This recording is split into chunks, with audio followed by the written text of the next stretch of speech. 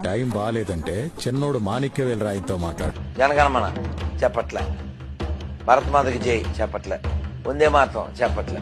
ఆ తినే దాంట్లో ఊస్తున్నారు, అమ్మలాంటి ఆవును కోస్తున్నారు, నీ కూతుర్ని పట్టుకెళ్ళి వేస్తున్నారు.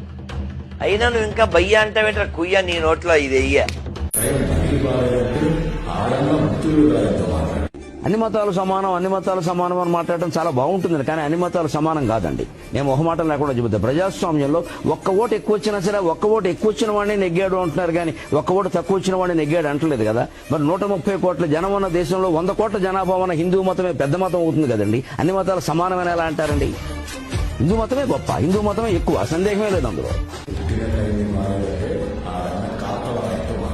అందుకే నిజానికి దీనికి హిందూ మతము కాదు దీని పేరు. ఎక్కడ ఎప్పుడు ఎవరు వాడినా అది పొరపాటు. దీని పేరు హిందూ మతము కానే కాదు, సనాతన ధర్మము. సనాతనము అంటే ఎప్పుడు ప్రారంభమో ఎవ్వరికీ తెలియనిది. పరమేశ్వరుడు ఎప్పుడున్నాడు? పూర్వజ.